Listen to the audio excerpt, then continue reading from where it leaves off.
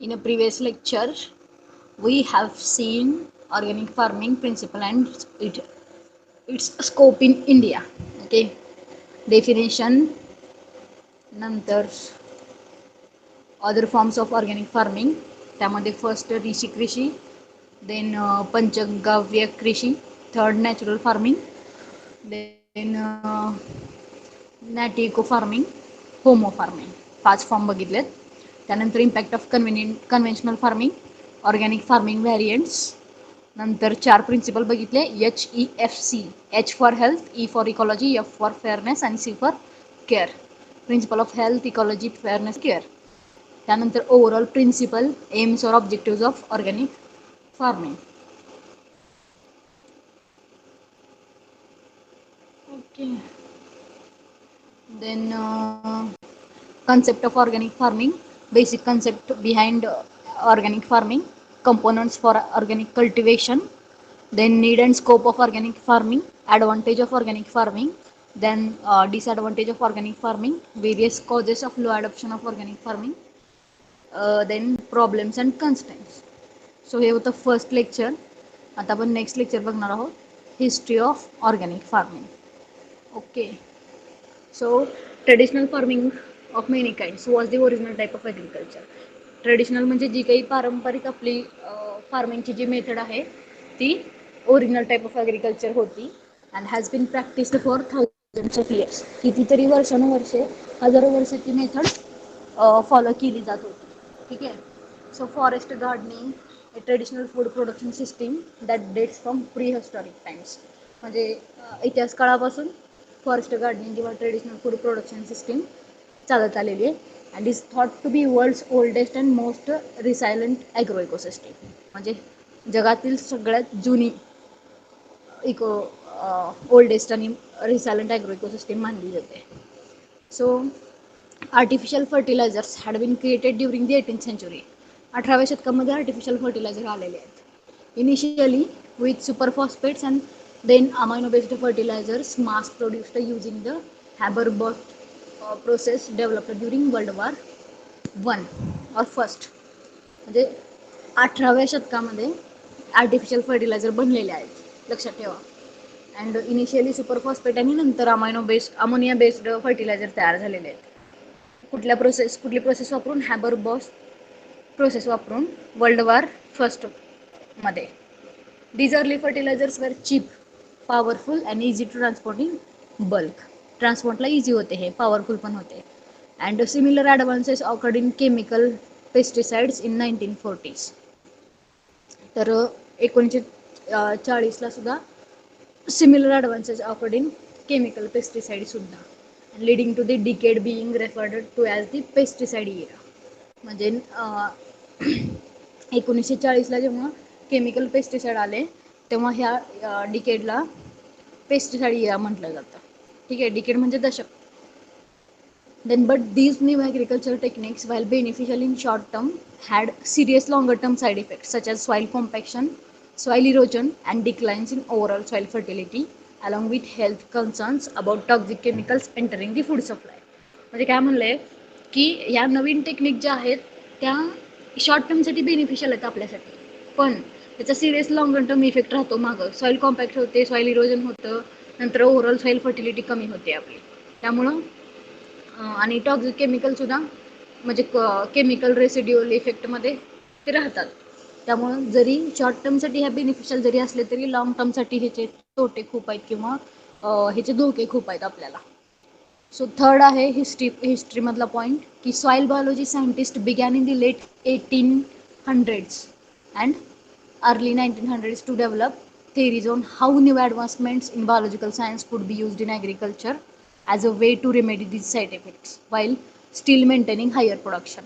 म्हणजे सुरुवातीला 18व्या शतकात आर्टिफिशियल फर्टिलायझर आले, नंतर आपल्याला त्याचे साईड इफेक्ट दिसायला लागले आणि नंतर लेट 18व्या शतकामध्ये आणि 19व्या शतकाच्या सुरुवातीला सॉईल बायोलॉजी सायंटिस्टनी हे शोधून वेगवेगळ्या थिअरी शोधून काढल्या की ह्या ज्या न्यू ॲडव्हान्समेंट आहेत, न्यू टेक्नॉलॉजी आहेत बायोलॉजिकल सायन्समधले, ते आपण ॲग्रिकल्चरमध्ये वापरू शकतो हे साईड इफेक्ट कमी करायला किंवा ह्या साईड इफेक्टला शोधू शकतो आपण बायोलॉजी, सॉईल बायोलॉजी वापरून, सॉईल बायोलॉजी मधलं थिअरी वापरून. इन सेंट्रल युरोप रुडॉल्फ स्टिनर वर आपण ऑर्गॅनिक फार्मिंग व्हॅरियंटमध्ये बघितलंय रुडॉल्फ स्टिनरने काय केलंय, तर बायोडायनॅमिक ॲग्रिकल्चर दिलेली आहे त्यांनी, लक्षात ठेवा. सो इन सेंट्रल युरोप, मध्य युरोपमध्ये Rudolf Steiner, doctor Rudolf Steiner whose lectures on agriculture were published in 1925, 1925 मध्ये यांचे लेक्चर पब्लिश केले गेलेले आहे, created biodynamic agriculture. So if question जर विचारला गेला की बायोडायनॅमिक ॲग्रिकल्चर कुणी दिली, तर सिम्पली डॉक्टर रुडॉल्फ स्टिनर यांनी दिली. An early version of what we now call organic agriculture. म्हणजे बायोडायनॅमिक ॲग्रिकल्चर आधी बायोडायनॅमिक ॲग्रिकल्चर म्हटलं जात होतं आणि त्यालाच आता आपण ऑर्गॅनिक ॲग्रिकल्चर म्हणतो. So Steiner was motivated by spiritual rather than scientific consideration. म्हणजे सायंटिफिक कन्सिडरेशनपेक्षा ते जास्त मोटिवेटेड स्पिरिच्युअल कन्सिडरेशननी होते. So in the late 1930s, 1930च्या शेवटी, अँड अर्ली 1940s, 1940च्या सुरुवातीला, sir Albert Howard and his wife Gabrielle Howard both accomplished botanist आहेत अँड डेव्हलप्ड ऑर्गॅनिक ॲग्रिकल्चर. म्हणजे रुडॉल्फ स्टिनरने 1925ला बायोडायनॅमिक ॲग्रिकल्चर दिलेलं आहे, क्रिएटेड केलेले, आणि त्यांच्यानंतर 1930च्या लेट आणि 1940च्या सुरुवातीला सर ॲल्बर्ट होवार्डनी ऑर्गॅनिक ॲग्रिकल्चर डेव्हलप केलेले आहे. So the Howards were influenced by their experiences with traditional farming methods in India. त्यांना जे काही पारंपरिक फार्मिंग मेथड आपण वापरत होतो भारतामध्ये, त्यांचा एक्सपिरियन्स होता, and biodynamic and their formal scientific education. ठीक आहे. And sir Albert Howard is widely considered the father of organic farming. खूप इम्पॉर्टंट क्वेश्चन आहे की who is widely considered as the father of organic farming. So sir Albert Howard, organic फार्मिंगचे father कोण? Question 100% येणार, because he was the first to apply scientific knowledge and principle to this various traditional and more natural methods. ठीक आहे. History माझा 5th point होता. आता 6th point. In the United States another founder of organic agriculture was J.I. Rodale. ठीक आहे. US मध्ये founder of organic agriculture कोण होता? हे कुठले होते?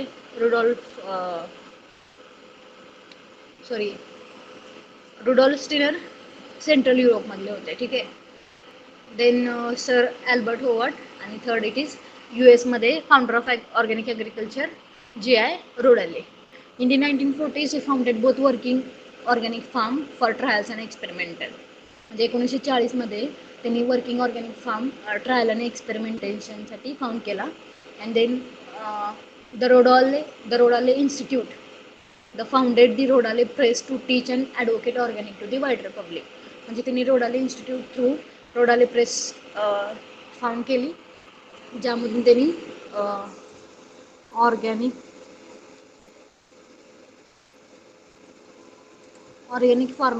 ऑर्गॅनिक फार्मिंगबद्दल वायडर पब्लिकला टीच केलं.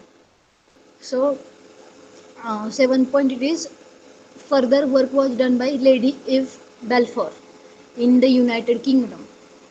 जे रुडॉल्फ स्टिनर सेंट्रल युरोपचे होते, then J.I. Rodale United States, नंतर Lady Eve Balfour United Kingdom, and many others across the world. म्हणजे J.I. रोडाले नंतर कोणी कॉन्ट्रीब्यूट केलं ऑर्गॅनिक फार्मिंगसाठी. So there is a some controversy on where the term organic, म्हणजे some controversy on the where the term organic as it applies to agriculture first derived. म्हणजे काही ठिकाणी controversy अशी आहे की जिथं टर्म ऑर्गॅनिक आपण वापरतो, it applies to agriculture first derived, सुरुवातीला डिराइव्ह केले गेले. म्हणजे काही विरुद्ध गोष्टी सुद्धा आहेत. So one side claims term organic agriculture was coined by Lord नॉर्थबोर्न.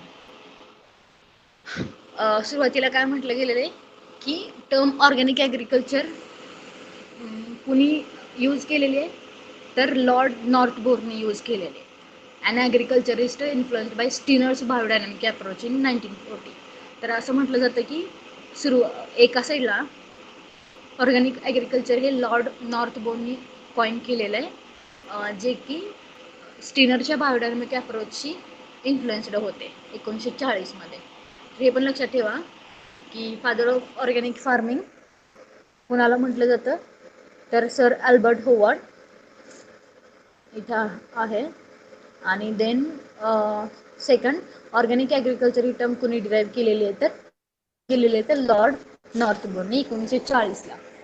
So हिस्ट्रीचा 9th पॉईंट आहे, increasing environmental awareness in the general population in modern times has transformed the originally supply driven organic movement to demand driven one. म्हणजे environmental awareness, general पॉप्युलेशनमध्ये environmental awareness वाढती general environmental awareness general पॉप्युलेशनमध्ये modern टाईममध्ये ती originally supply driven organic मुवमेंटपासून ते demand driven organic मुवमेंटपर्यंत ती transform झालेली आहे. म्हणजे फक्त आणि फक्त अवेअरनेस क्रिएट केल्यामुळं. आणि आत्तासुद्धा ऑर्गॅनिक फार्मिंग एवढी वापरत नाही आहेत, पण जर त्याबद्दल जर अवेअरनेस झाली फार्मर्समध्ये किंवा वेगवेगळ्या स्कीम अजून तयार झाल्या किंवा गव्हर्नमेंटचे एफर्ट जर अजून वाढले तर ऑर्गॅनिक फार्मिंग वर्ल्ड वाईड आपण मोस्टली वापरू शकतो शेतकरी. So premium prices and some government subsidies attracted farmers. Premium त्याचे प्राइसेस किंवा गव्हर्नमेंटच्या काही सबसिडीज वगैरे असतील तर त्यांनी काय केलं तर फार्मर्सला अट्रॅक्ट केलेलं आहे ऑर्गॅनिक फार्मिंग करण्यासाठी. So in the developing world many producers farm according to traditional methods that are comparable to organic farming but not certified, and that may not include the latest scientific advancement in organic agriculture. म्हणजे काय म्हणलं आहे की हे developing वर्ल्डमध्ये many producers farm according to, प्रोड्युसरचे farm according to traditional method that are comparable to organic farming. म्हणजे organic फार्मिंगसोबत जर कंपॅरिझन केलं तर but not certified and they may not include the latest scientific advancement. म्हणजे organic ॲग्रिकल्चरमध्ये त्यांनी scientific advancement एवढे वापरलेले नाहीत. In other cases, farmers in the developing world have converted to modern organic methods for economic reasons. आणि काही केसेसमध्ये असं आहे की ह्या डेव्हलपिंग वर्ल्डमधल्या फार्मरनी मॉडर्न ऑर्गॅनिक मेथडमध्ये त्याला कन्वर्ट केलेलं आहे का तर इकॉनॉमिक कारणासाठी, आर्थिक कारणांसाठी. सो हिस्ट्रीचे हे 9 पॉईंट होते. सुरुवातीपासून बघा काय काय बघितलं आपण. पहिलं की ट्रेडिशनल फार्मिंग आपण सगळेजण सुरुवातीपासून ॲन्शियंट टाईमपासून ट्रेडिशनल फार्मिंगच करतोय आपण. नंतर आर्टिफिशियल फर्टिलायझर 18व्या शतकामध्ये क्रिएट केले गेले. नंतर सुरुवातीला सुपरफॉस्फेट वापरले गेले, नंतर अमोनिया बेस्ड फर्टिलायझर बनवले गेले. नंतर केमिकल पेस्टिसाईड 1940ला आले, ज्याला आपण 1940 ह्या दशकाला पेस्टिसाईड इरा म्हणतो. बट नवीन टेक्निक जरी शॉर्ट टर्म साठी आपल्याला उपयोगी असला तरी लॉंग टर्म त्याचा इफेक्ट असतो. आणि हा इफेक्ट कमी करण्यासाठी सॉईल बायोलॉजी सायंटिस्टनी वेगवेगळ्या सायंटिफिक ॲडव्हान्समेंट केले, जेणेकरून आपण हा रेमेडियल इफेक्ट साईड इफेक्ट आपण कमी करू शकतो. नंतर सेंट्रल युरोपमध्ये रुडॉल्फ स्टीनरनी बायोडायनॅमिक ॲग्रिकल्चर क्रिएट केला 1925ला. नंतर लेट 1930 आणि अर्ली 1940ला सर अल्बर्ट होवर्डनी आणि त्यांच्या वाईफनी गॅब्रिएले होवर्डनी काय केलेलं आहे तर ऑर्गॅनिक ॲग्रिकल्चर क्रिएट केले. ऑर्गॅनिक फार्मिंग डेव्हलप केलेली आहे. तर father of organic farming sir Albert hovered important आहे. नंतर US मध्ये founder of organic agriculture was J.I. रोडाले US मध्ये. नंतर त्यांनी रोडाले इन्स्टिट्यूट थ्रू रोडाले प्रेस केली काय करण्यासाठी to teach and advocate organic to the wider public. Then Lady Balfour किंवा अजून अदर जे असतील त्यांनी पुढचं वर्क केलेलं आहे ऑर्गॅनिक फार्मिंगचं. देन सगळ्यात पहिल्यांदा ऑर्गॅनिक ॲग्रिकल्चर ही टर्म लॉर्ड नॉर्थबोर्ननी दिली 1940ला, जे की स्टीनरच्या बायोडायनॅमिक अप्रोचनी इन्फ्लुएन्स झाले होते. देन एन्व्हायरमेंटल अवेअरनेस म्हणजे जनरल पॉप्युलेशनमध्ये एन्व्हायरमेंटल अवेअरनेस वाढल्यामुळं ही जी आपली ऑर्गॅनिक फार्मिंग जी होती ती originally supply driven organic movement होती, सप्लाय देणारी फक्त.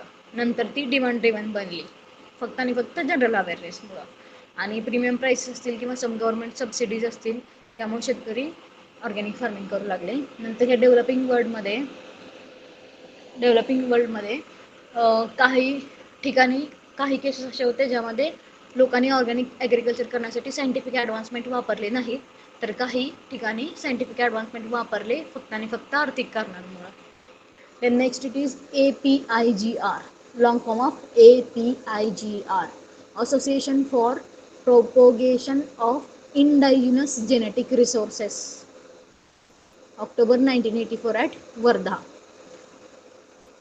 APIGR चा लॉंग फॉर्म काय, तर association for propagation of indigenous genetic resources. लक्षात ठेवा, association for propagation of indigenous genetic resources, October 1984ला वर्धा येथे इस्टॅब्लिश केलेले. देन IFOAM, सुरुवाती फर्स्ट लेक्चरमध्ये आपण लॉंग फॉर्म बघितला ह्याचा, international federation of organic agriculture movement. International federation of organic agriculture movement 1972ला दिलेली आहे. सो ॲपेडा फेमस आहे बरं का, MCRला येऊ शकतो लॉंग फॉर्म याचा, किंवा कधी इस्टॅब्लिश केलं हे विचारतात. So APEDA agricultural and processed food products export development authority. ठीक आहे, agriculture and processed food products export development authority. Agriculture and P for processed food products export development authority. And NPOP, national programme for organic production. हे simple आहे, in 2001. NPOP, national programme for organic production in 2001, लक्षात ठेवा. Then NSC, national steering committee. National steering committee. अजून एक NSCचा long form आहे national seed corporation. ठीक आहे, नॅशनल सीड कॉर्पोरेशन NSC म्हणजे.